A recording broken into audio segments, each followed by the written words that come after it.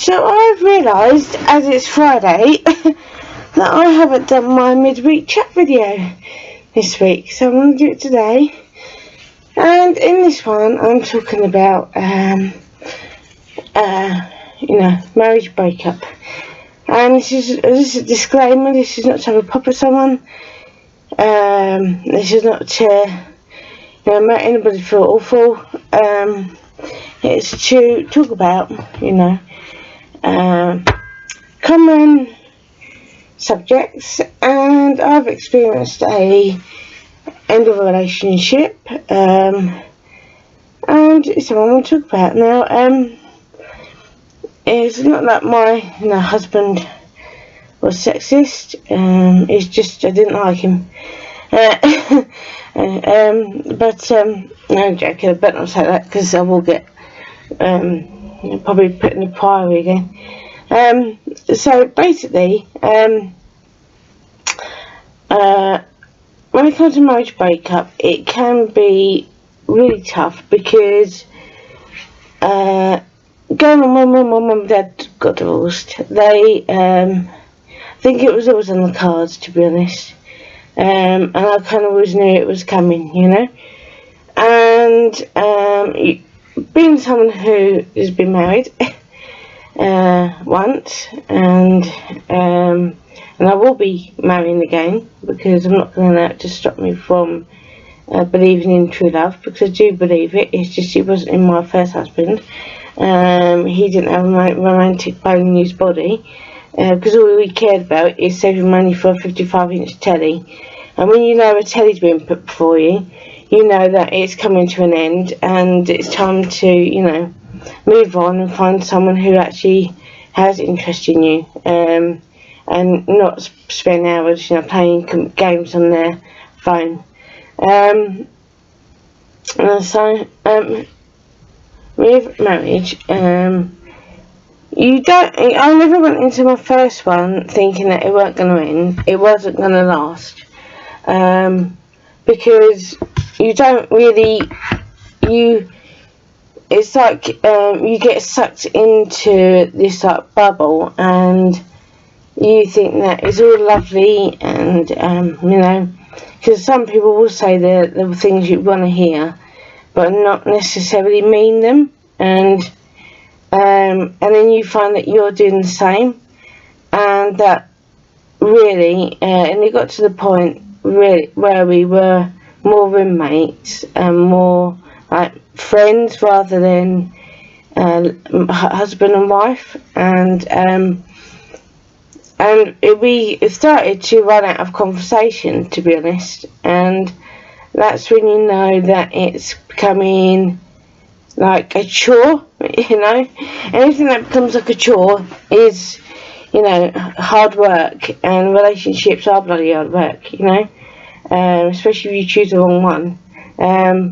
And even he found it hard work, and it came to the point where we both thought, it's not working. I'm not saying I didn't fight for it, because I did. I did in a massive way, but it came to the point where he was almost like a stranger, and I was the same to him, and that's not having a pop at him, that's the truth. When you become strangers to each other, that's when you know that it's got to end, and it's been great, but when we were married for 19 years, and I'm not saying that all that time we were miserable, because we weren't, but I think we both knew we chose the wrong person, but neither of us wanted to say it first, and I think that can happen, because you you do get sucked in to being in a marriage because it's secure, but at the same time it doesn't fulfill you, but you're doing it because of financial reasons, and you're doing it because you don't want to upset,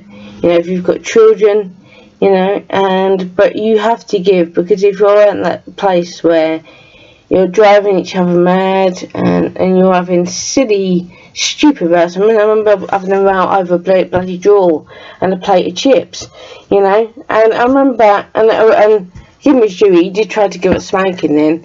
And in the end, I said, just go outside and have a bloody cigarette because you drove me round the bend. And this will end in divorce, and I'll end up putting a fag in your mouth myself, you know. And so we did a lot of the time want to strangle each other, you know. And you try and ignore those bits, and you try and think of, you know, other ways of going about it to make it work. But when it gets to the point where you can't even talk about, you know, going for coffee without an argument, that's when you know it's time to give. And you know, divorce isn't a great thing, especially if you've got kids involved, because they can be affected, and don't think that they can't. Because when my mum and dad got divorced, it affected me hugely, because it meant that things were changing that I had no control over. But I've come to realise that I'm not sort of the person who wants to always be in control, you know. But I don't like to be. I know it's going to sound contradictory, and I don't like being controlled. But basically, what I mean is that I don't go around being a control freak now, thinking that, you know, people have got to do things my way, because you have to realise that people like to live how they want to live, and if it's not hurting anybody, then it shouldn't be treated like a big deal, you know. And I always felt like I was constantly always the one that was in the wrong, you know. And just when I knew that, I mean, COVID, a lot of it did affect a lot of people. And I'm going to do a shout out. And this is not because of who he is, or because, you know, I don't kiss ass, but it's because I really like his videos, and he's been through the wars as well. And that is Russell Brand. He has his own YouTube channel now, and he talks a lot of subjects. And he's been doing lots of videos around COVID and lockdown, and how it's affected the society, and he does one talking about marriage breakup, you know. And for me, it was my chance to get out of a unhappy situation, to then eventually move back to my homeland. Well, I'm living in London, but I want to move further into London, and that is going to happen. I can't wait.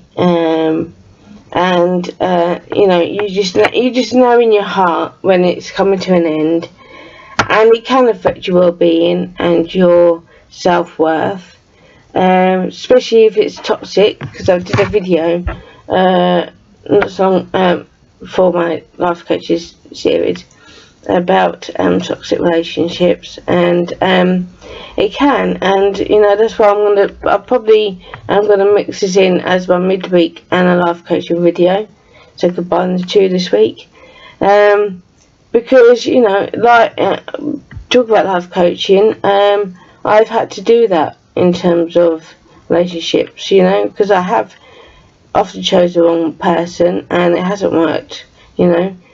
And it doesn't, I've not allowed it to make me weaker, I've just used it to make me stronger, and to realise that, you know, I was destined for other things rather than being with that person. And that's not having a pop at him, it's just that we were very different people, you know, very different.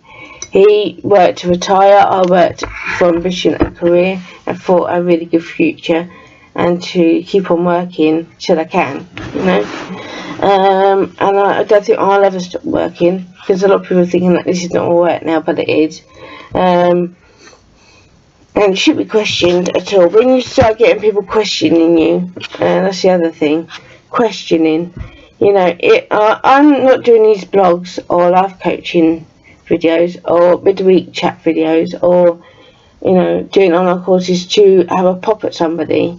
It's to help people, because life isn't a box of chocolates, or something like a Forrest Gump now.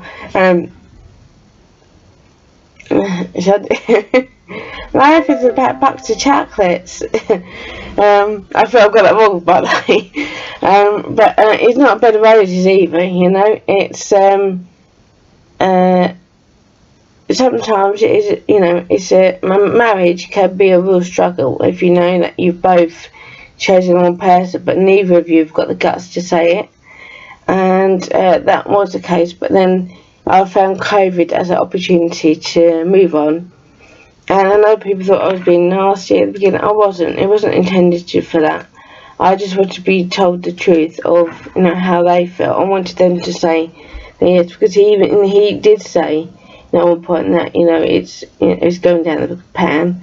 He did, and we both knew it. And that I'm not going to say if it had anything to do with other people, because that's everybody else's business. Apart from no one knows what's happened in a relationship between you and the other person. Only you and they know what really happened. And so I'm talking about it because I think that's important, because the thing about marriage breakups, you do see people taking sides, and you do find that you can get into like this manipulative game playing, which I have no interest in whatsoever.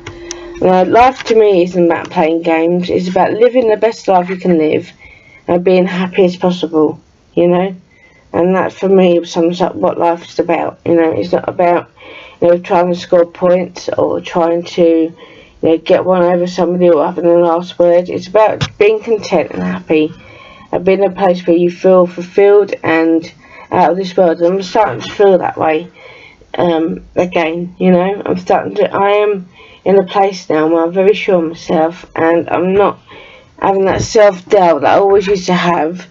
And I think it's because I ended a relationship that wasn't working, and that's not again a target to him or me and him.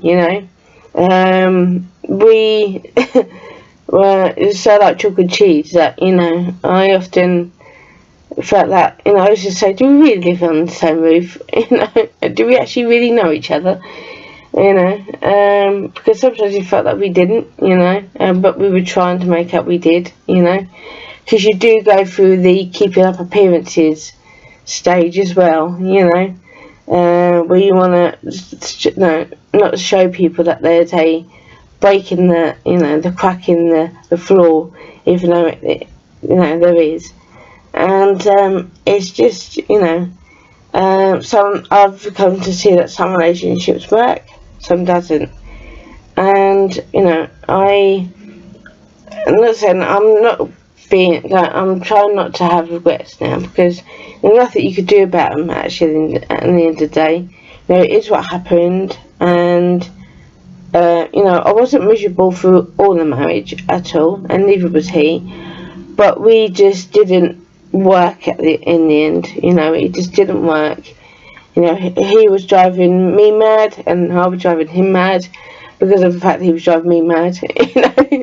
And then my son came along, and then you get into this tussle of who's the most tired parent in the room, and you start doing the game playing of, no, I'm the most tired, because I've been looking after our child all day, and then they go, no, I'm the most tired because I've gone to work today, and it becomes like, oh, okay, let's just agree to disagree, and then it gets brought up in another round, and in the end you find that I did get to the point more by saying, oh yeah, well I remember, when we first got together you did this, that and the other, and and you kind of like remind them of the their hiccups, and they do it so too. And then we got into a agreement that we wouldn't bring up the past, and as soon as we had a row, he would bring up the past.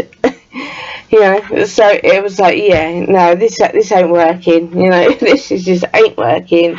One of us needs to leave, and it was me, and that wasn't to try and belittle anybody. It was just that it just wasn't working. And it wasn't to dust on somebody else's floor.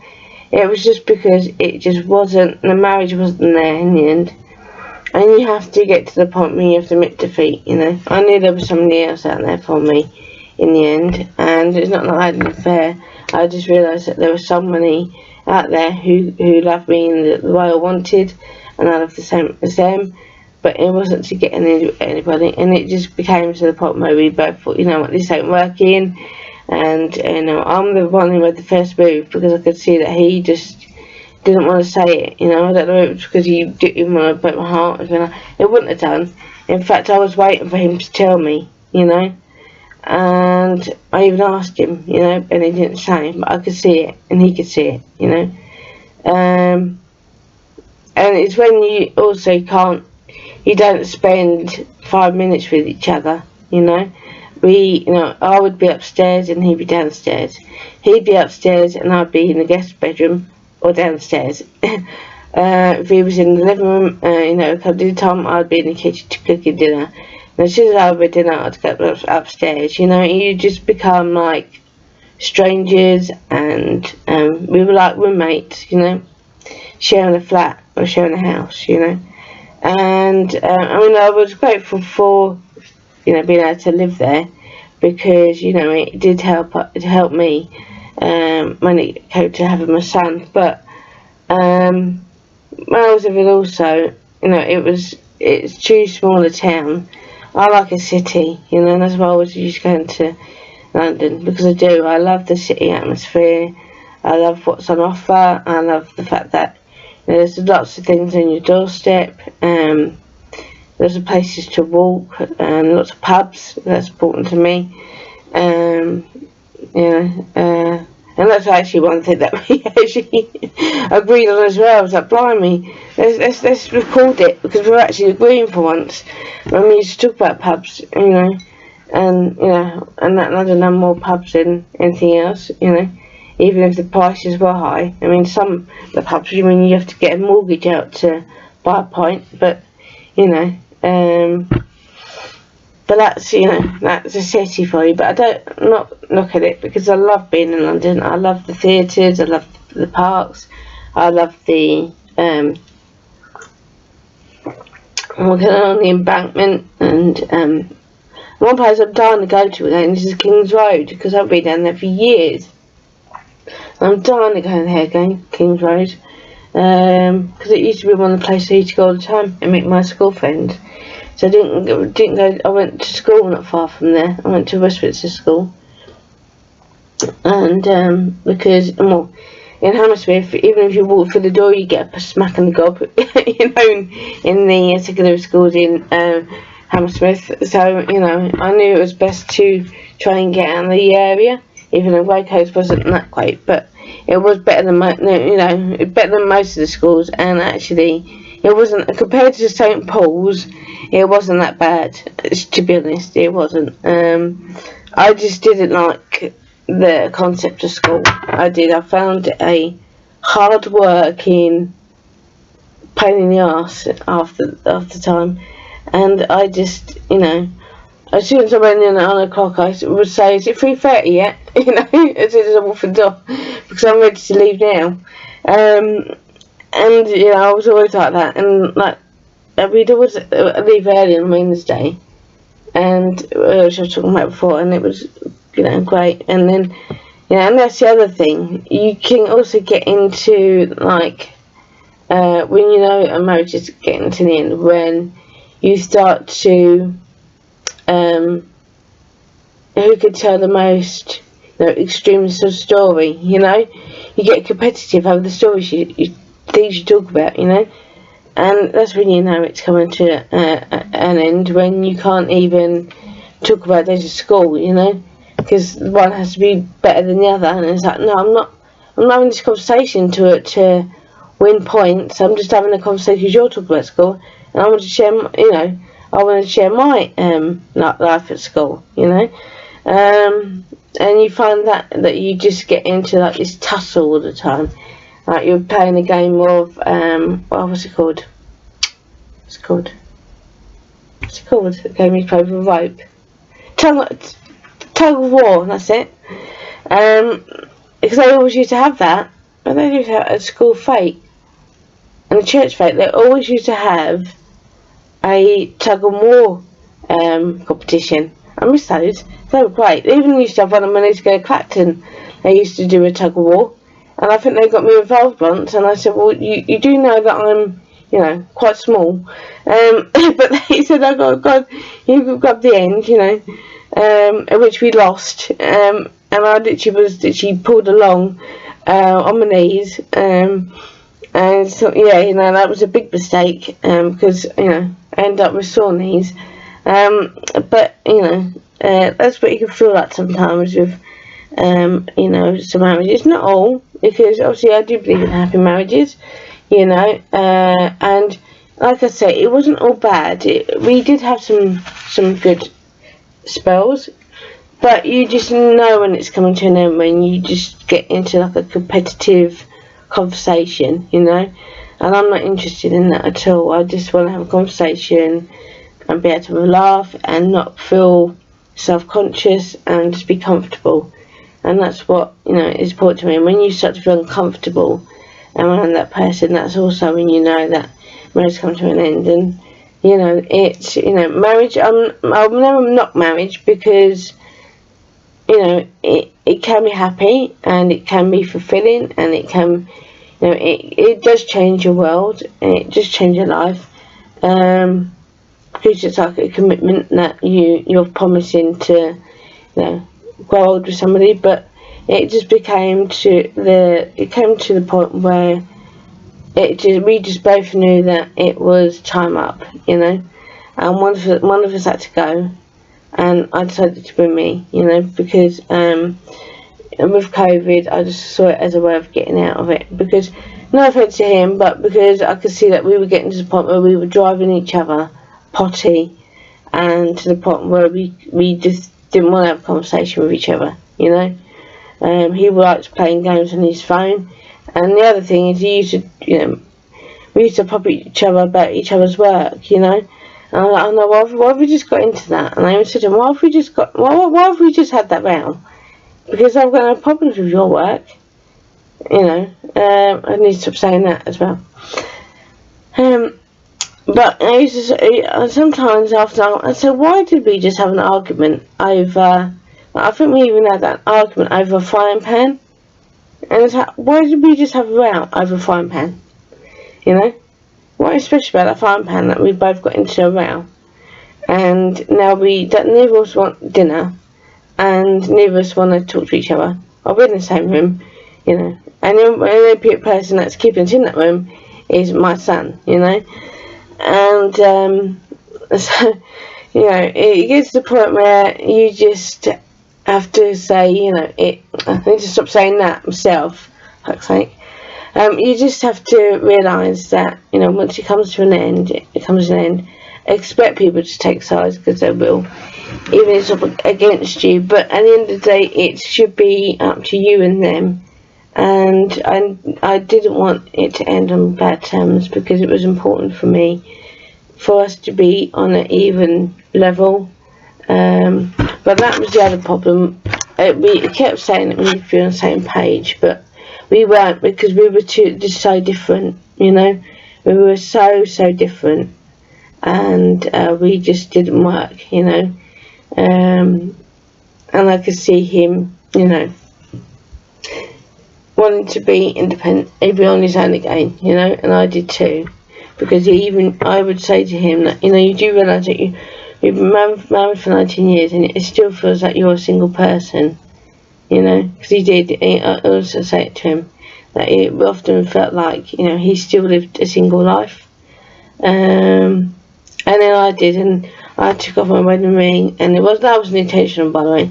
It's I got stuck, and I was a bit frightened I wouldn't be able to get it off, because I was planning on, going on holiday at some point, and you have to take all your jewellery off now, and I was frightened I wouldn't be able to take the wedding ring off, so I took it off, and I put it in the plastic drawer. But even then, I thought, no, it's coming to the end now, it's come to we've gone as far as we have, and I was, I started to see someone else, which I'm still seeing, if that's been questioned, but I have, and that has been the best thing I did, and you just need to know when to call it a day, and I knew it was the right time. And I know COVID hasn't been great for the majority of people, but for me, it did help me find a way out of a unhappy place in my life, and now it's starting to go in a positive direction, and that's where I want it to be. So yeah, so that's my midweek chat, and and stroke life coaching video. So I'm going to add this in to my life coaching videos series I've done, as well as my midweek chat, because sometimes it's good to mix it up. So that's what I've done. So I will see you in another video, and I wish you the very best. Take care, farewell, stay safe, stay strong, and always be real. So take care. Bye bye.